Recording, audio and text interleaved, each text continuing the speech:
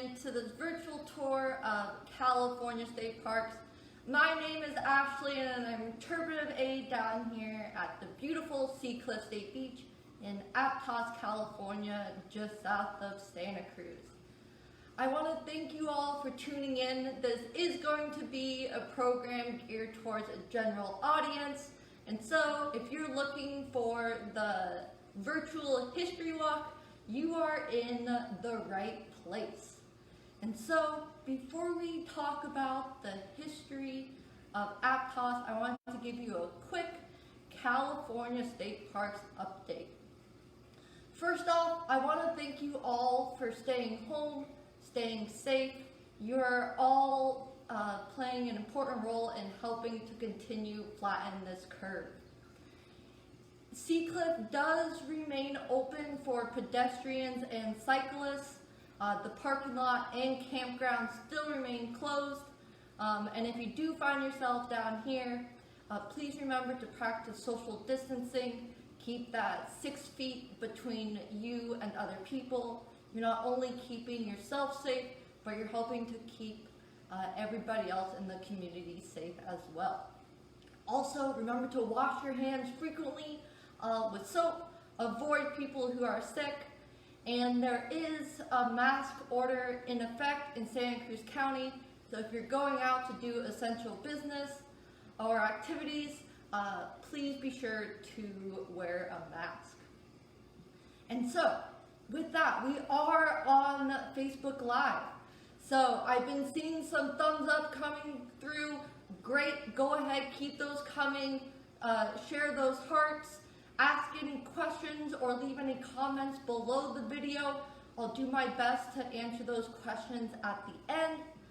And with that, let's go ahead and dive on into what we're going to be talking about today.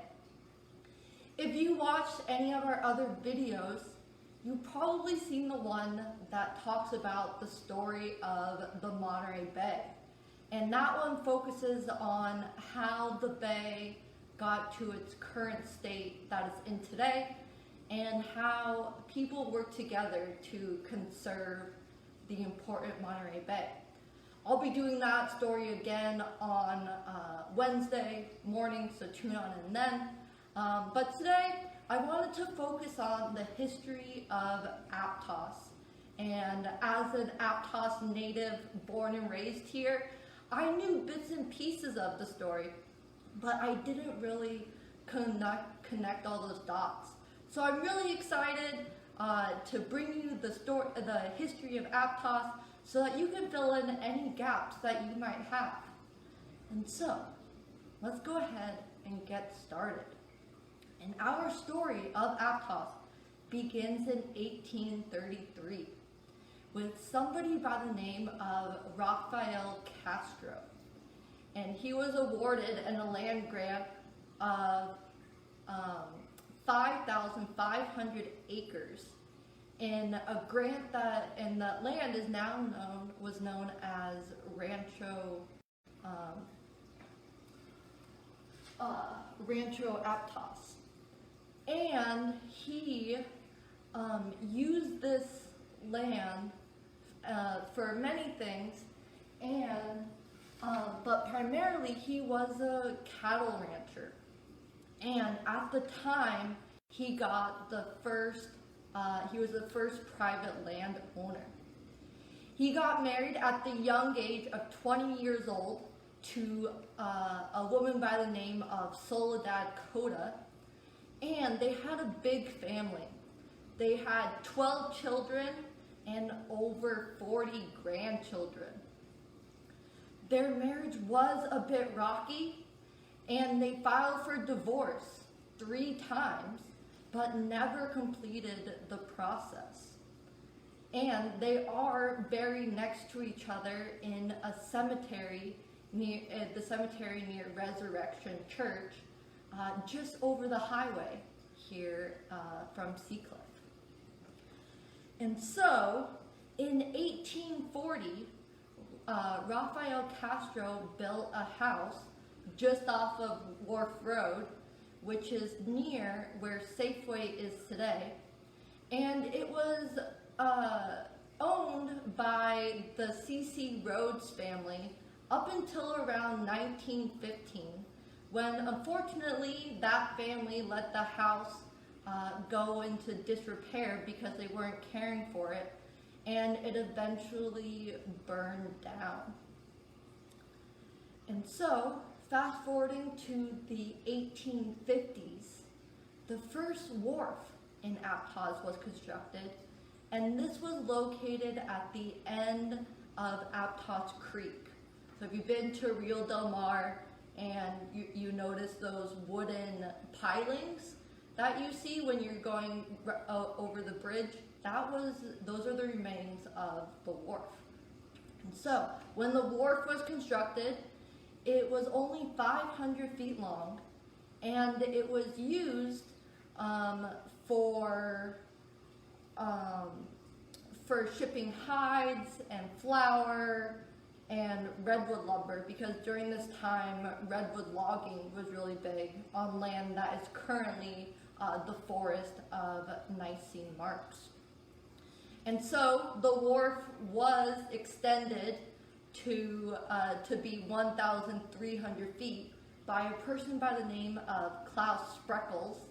And you might have heard of Spreckels because of Spreckels sugar, and we're going to be talking about him a little bit later. And when you build a wharf near the ocean, big waves can come through and destroy it. So in the early 1900s, the wharf did in fact collapse. And so, before we talk about Klaus Spreckels some more, there was another gentleman that helped play an important role in the development of Aptos, and that person was born in Germany and came to California during the gold rush, and his name was Frederick Augustus Heen, and he came here and he found success in the mercantile business. But he also built an apple orchard, and that's where he made most of his profits. He built a barn that he used for the processing of apples before they were shipped off on the railroad cars. And he was Santa Cruz's first self-made millionaire. And at one time, he owned about a sixth of the county. Now, let's go ahead and talk about Klaus Spreckels, or as he's also known as the Sugar King. And in 1872, he bought a piece of Castro's land, and Spreckels had his eyes set on sugar, and he wanted to use sugar beets to make his sugar. And so he owned the sugar company in the Bay Area in San Francisco, and then he moved down here, and the land that is located just behind Seacliff State Beach, those fields right above the beach now today, those were used as sugar fields, or sugar beet fields. And so he also went to Hawaii and he bought sugar crops there as well. And when he first went, he bought about half of the sugar crops there. And he kept going back and continually purchased these crops. And he also built a sugar mill that cost $4 million. And the Hawaiian king ended up outsmarting Spreckels, but he still has a town there named Spreckelsville. So his name still is a part of the Hawaiian history as well. And so, in addition to sugar, he also found a potential for economic gain in tourism. So he built a hotel near the beach. and he also helped finance the Santa Cruz Railroad. So, fast forwarding to the 1920s, redwood logging was pretty much over. And so, talking about Rio Del Mar and what was going on down there, a bathing pavilion was built. So if you're standing on the bridge at Aptos Creek and you're looking upstream towards where the houses are, on the left side is where there was a bathing pavilion. And it had enough space for about 1,000 people. And they also built a dam in the creek, and so it became the world's largest swimming pool. But again, when you're building things near the ocean, big waves came in and destroyed the dam.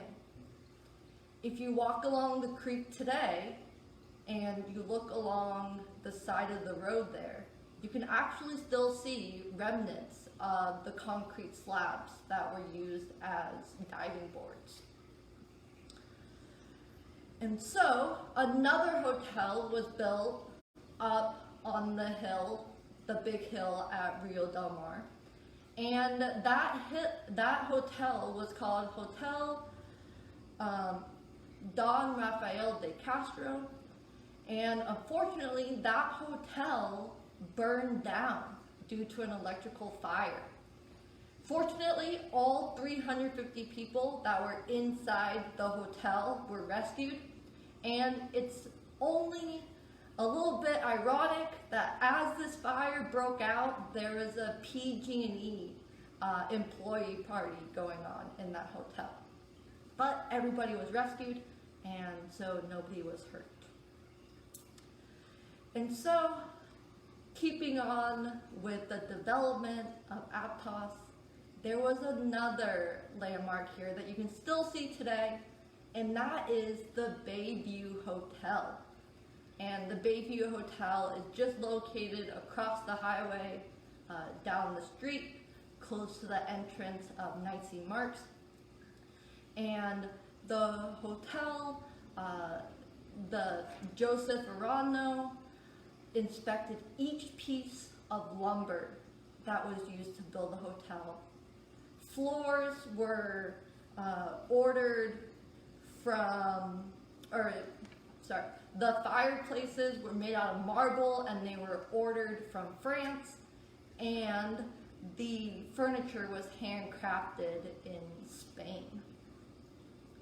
In the mid-1940s, the owners at the time, Fred and Tony, lifted the hotel and put it on rollers and moved it about 120 feet into what was the old formal garden.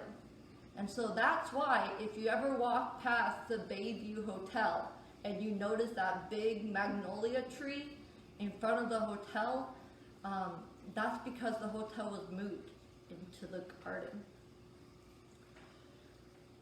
So let's get back to Spreckles and further land development, and that was the development of Seacliff State Beach.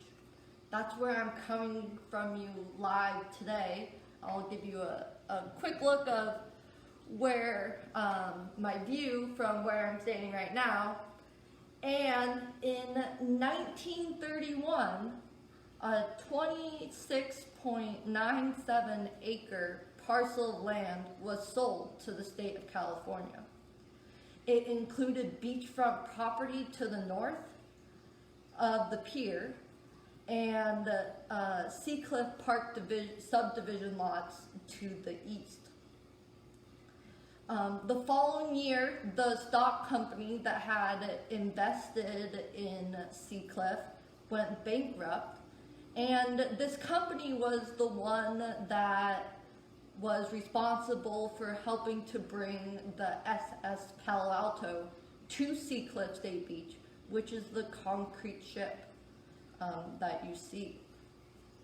The Civilian Conservation Corps also helped develop Seacliff State Beach. And in the 1940s, the original Ranger's office, which is now the current visitor center, was constructed. It was expanded in 1987 to include more exhibit areas. And so, let's talk a bit about the Palo Alto, because that's a very important piece of history here at Seacliff. And so, the SS Palo Alto, which you see on the right side of your screen, is made out of concrete. And it's 430 feet long, and it was launched on May 29th, 1919. So almost 101 years ago. It had a 2,800 horsepower steam engine, bronze fittings, 11-ton bronze propeller, 15-ton rudder, decks of white Norwegian ash, and a tile-floored gallery.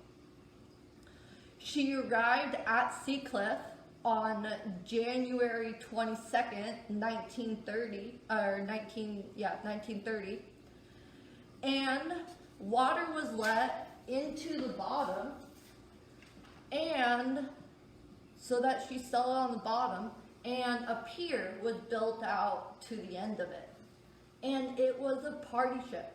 So there was a swimming pool and a ballroom and a restaurant, and so it became a hangout spot. And the ballroom took up almost the whole main deck, and an orchestra led by Ed Rookledge played most of the music there. But unfortunately, all of this was happening during the Great Depression, so it only lasted as a party strip for 2 years. And during a stormy winter in 1932, the hull was cracked just close to the swimming pool. And so it was no longer an amusement ship, but it was still used for people to walk out on to fish, and it was closed off to the public in 2001 because it became unsafe for people to walk out onto it.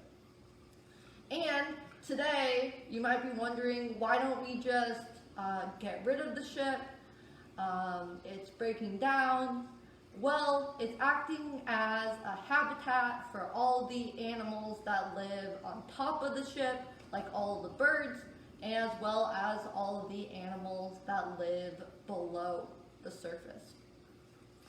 And it's ultimately up to Mother Nature for what happens to the ship. And so, we've talked a lot about the development of Aptos, some of its landmarks. We talked about the SS Palo Alto, but a community isn't a community without all of the people that live there, both the good and the bad, because we want to include both of those to get a full, comprehensive history. And so, I want to just cover a couple of people that played an important role in shaping Aptos. And the first person that I want to talk about is a man by the name of John Montgomery. And he was an aeronautical innovator, and he used a hot air balloon to lift his designed flying machine, and it was recorded as the first public flight in a fixed-wing aircraft. And that was in 1905.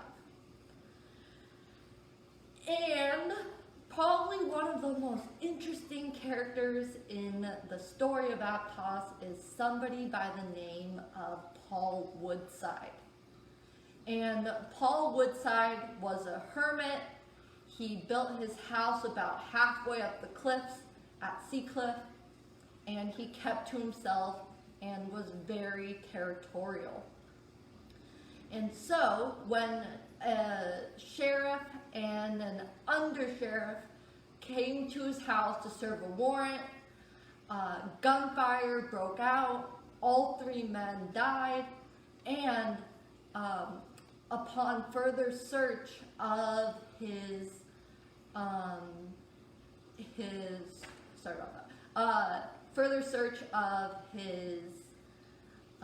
house, they found, they found 12 homemade bombs, about 12 sticks of dynamite, and a bloody hatchet that was used during this altercation. Also, keeping on the trend of people who were, we'll call them, quote, bad people of Aptos, in the 1970s, Santa Cruz was actually considered the murder capital of the world. And so there was one man by the name of Edward Kepner, and he killed a total of 8 women. But not all people that live in Aptos. There were a lot of good people as well. And so one of those people was named Ray Butch Boris, and he was part of the Blue Angels. He was a Navy veteran, and he became part of the Blue Angels and was part of the first flight that the Blue Angels took. And so the city of Aptos is shaped by not only the development that occurred from the houses to the hotels to Seacliff Beach and the visitor center here, and all the houses around there, but it's also shaped by the community members. So each and every one of us is continuing to help shape that history, and so who knows what the future will hold for us, but each day we continue to add another day to our history. So with that, I want to thank you for tuning in to this virtual tour of California State Parks. My name is Ashley, and I'm going to flip the camera around so that you can enjoy the beautiful scenery here at Seacliff. This video will be uploaded to our Facebook page as well as onto our YouTube channel, so feel free to watch it there as well as share it with your family and friends. We'll be live again on Wednesday morning at 11 o'clock, and so I invite you all to tune in then. And until then, continue staying safe, enjoy the sunshine, and we'll see you later. Bye.